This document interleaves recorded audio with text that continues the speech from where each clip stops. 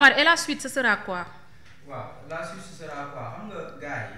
Il faut comprendre, comme fi ngay waxee mooy maanaam ban position la force de l'ordre yi nekkoon. Je pense que les forces de l'ordre lu ñu doon def c'est encadré par la loi. Damay dem ci code pénal article 56 mu ne sera coupable de trahison et puni de peine de mort tout Sénégalais, tout militaire ou marin au service du Sénégal qui portera les armes contre le Sénégal. Est-ce que durant les manifestations, il y a eu des gens qui ont porté les armes contre le Sénégal? C'est une question qu'on doit se poser. Durant les manifestations, gis nañ fi des gens étrangers, des étrangers yoo xam ne nii ñëw nañ ci Sénégal yoo xam ne nii je me rappelle am na ci koo xam ne nii Bour News daf ci def une intervention, les gens ont compris que ce gars-là c'est pas un Sénégalais. Il y a des gens qui disent que commissaire Keita bu mu fi ñëwee nee na amoon na ay waxtaan peut-être des puissances étrangères yoo xam ne dugg nañ fii au niveau du Sénégal ñu ne entretiendra avec entretiendra des intelligences avec une puissance étrangère en vue de l'engager à entreprendre des hostilités contre le Sénégal ou lui en fournira les moyens, soit en facilitant la pénétration des forces étrangères sur le territoire sénégalais, soit en ébranlant la fidélité des armées de terre, de mer, de toute autre manière. Comprendre nga léegi boo xoolee manifestation yu xewoon ñu dem ba génnee armée bi mais bu ñu demee ba génnee armée bi ça veut dire que ça va pas. Comprendre nga loi martiale bi moo ngi daw. Est-ce que durant manifestation yi dafa am ñoo xam ne dañu poser ay actes yoo xam ne nii c'est considéré par nos militaires comme un acte de guerre mais quand tu attaques une caserne loolu acte de guerre la de parce que loolu mën nañ la ci rey te dara du leen ci fekk donc je pense que aujourd'hui il faut que ñenn ñi ils sachent raison garder. Je pense que Pastef ils doivent mettre de l'eau dans leur bissap xaw ma dans leur vin. Comprendre nga je pense que tey il faut comprendre force de l'ordre yi ban posture lañ nekkoon. Ousmane Sonko dafa quitter Ziguinchor ne dañuy génnee Macky Sall ci palais bi. Macky Sall lan moo ko fal ay carte ko fal comprendre nga te les gens les forces de l'ordre ils sont censés protéger le président de la République parce que voie démocratique lañ ko élire ci voie démocratique la fi jóge léegi Ousmane Sonko acte boobu noonu mu posé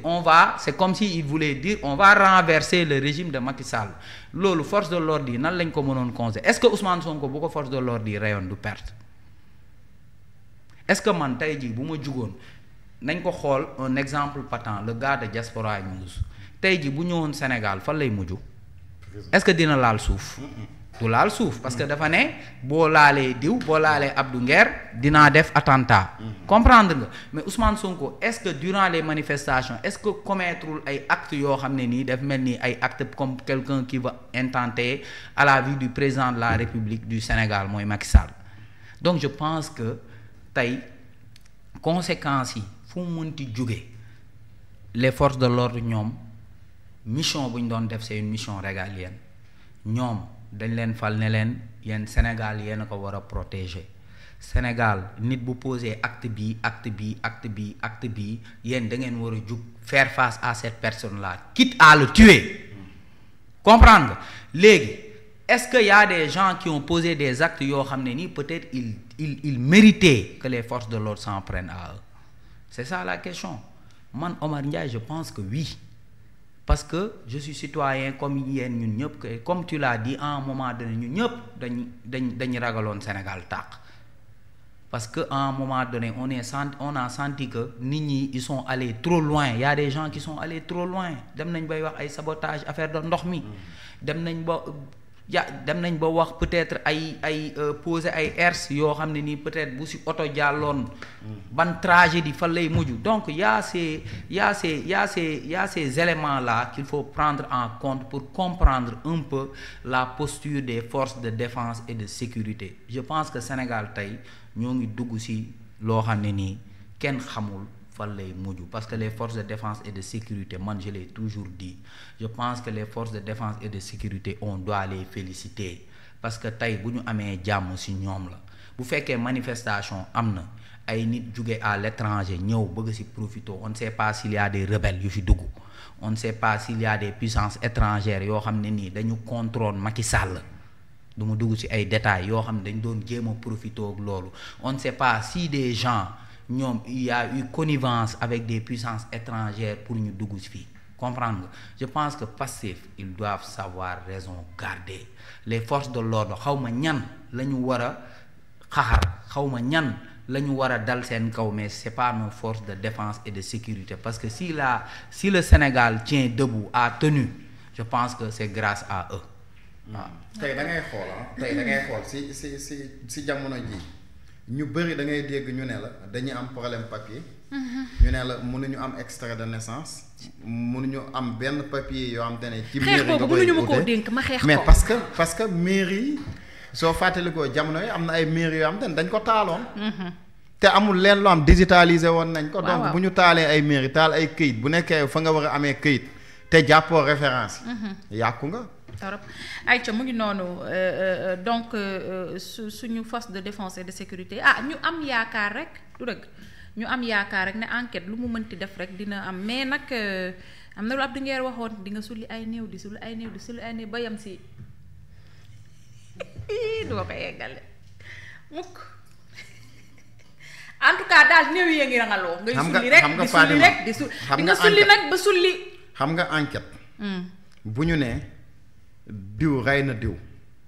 enquête du ñëw rek jàpp ne diw rey na diw nañ jël diw rek tëj ci prison bi. déet enquête danaan lan la def moo andi diw rey diw. diw fan la jóge ak bañ koy rey naka la demee maam est-ce que diw bañ koy rey dafa taxawoon def croiser les bras ñu rey ko est-ce que diw dafa attaqué ki frontièrement après moo tax ñu rey ko fan lan moo indi diw bëgg a dem songi diw ba ñu rey ko mais enquête day topp loolu yëpp danaan est-ce que ñii amoon na wax bu ñu waxoon avant lii di am même bu nekkee wax ji am na 10 ans est-ce que ñii dañoo amoon ay antécédents intention tout ça juste da koy natt mais mënul tëb rek ñëw ne jàpp nañ ne numéro 9 bii kat yoroon na arme moo doon tiré nañ dem jàpp ko parce que amoon nañu dee non la justice ne fonctionne pas comme ça très bien duñ gis ay FDS kese yu rey parce que tey booy des gens sont morts man FDS yi am na benn affaire FDS am na benn affaire boo xam benn image boo xamante ni vraiment ça m'a fait très mal. ku ñu door mool. waaw au-delà de li ñu def FDS yi. moo xam nga nee naa bu ñuy topp enquête dina am ñoo xam ñu bëri daañu dem. du côté des manifestants ndax itam mënuñu yemale affaire yëpp si manifestants yi rek. benn image daf ma marqué man bi ma njëkkee gis image dama sëgg mënu ma ko xool mooy fi ñu tëyee xale bi def ko bouclier. loolu ce sont des actes yoo xam ne c'est à condamner. moo tax ma ni affaire yi bu ñu daal di dem.